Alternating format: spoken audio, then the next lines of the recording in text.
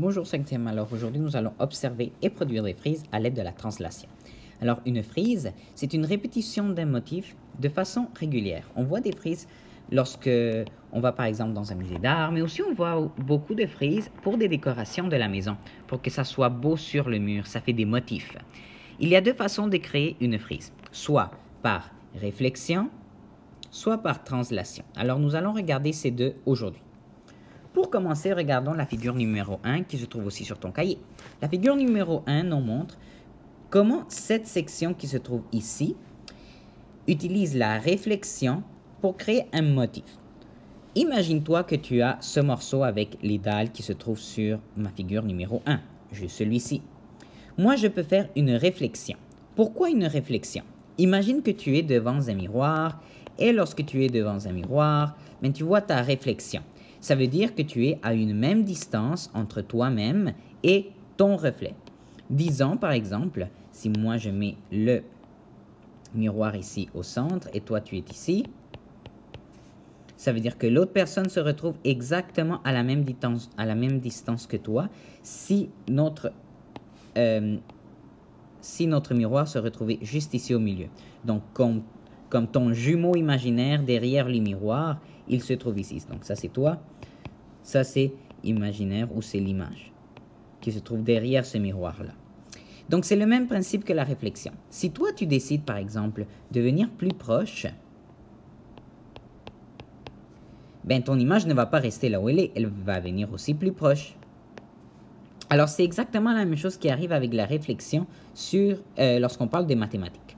Donc imagine-toi que la ligne qui se trouve juste ici, que c'est l'axe de réflexion, c'est un peu comme ce miroir-là dont je te parlais. Donc on voit vraiment le côté opposé. Donc cette section-là a été tournée complètement, donc elle a été tournée et elle s'est mise de l'autre côté complètement pour te donner la partie verte plutôt de l'autre côté ici. Et si on utilisait le nouvel axe de réflexion et on le tourne à nouveau, comme si on tournait une page, là on voit que les deux côtés se touchent à nouveau. Et ainsi de suite. Et c'est là où on va trouver maintenant notre frise. Donc la frise, c'est toute la belle image que tu vois juste ici, qui s'appelle une frise. Donc la frise, ça fait des motifs et on utilise des frises pour plusieurs raisons, et principalement dans la décoration. Voilà une façon de pouvoir faire des frises avec la réflexion. Mais nous pouvons aussi faire des motifs d'une autre façon. Nous pouvons faire des motifs avec la translation.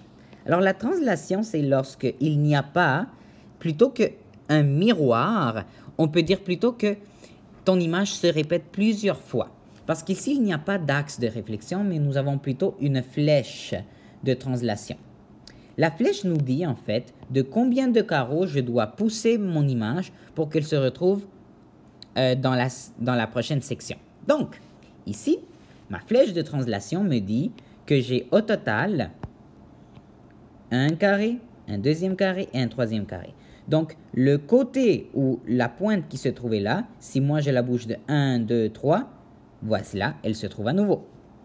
1, 2, 3, elle se trouve ici. 1, 2, 3, elle se trouve ici. Mais ça se fait aussi ici en haut. 1, 2 et 3, elle va se trouver ici. Donc, tous les points vont être changés, vont être bougés à cause de notre flèche de translation, qu'ici, il y avait 3 unités. Mais nous pouvons avoir un exemple avec une flèche de translation qui n'est pas complètement droite, mais qui est plutôt diagonale. Donc, pour une flèche de translation qui est plutôt diagonale, on doit comptabiliser le nombre d'unités qu'il y a à l'horizontale, mais aussi combien d'unités qu'il y a à la verticale. Alors, regardons, il y en a combien? Ici, il y en a une et il y en a deux vers la verticale en bas, parce que la direction de ma flèche me dit qu'il s'en va vers le bas, et il y a une et deux flèches qui sont vers le haut. Donc, nous pouvons trouver en fait la les nouveaux points que nous voulons.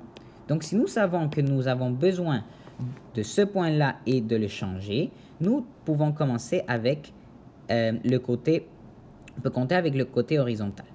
Donc, le côté horizontal nous dit qu'on s'en va vers là-bas, parce que la flèche nous disait tout à l'heure qu'on s'en va à 2. Je vais la faire d'un autre côté, un petit peu plus loin, notre flèche. Donc, notre flèche nous dit que nous allons 1 et 2.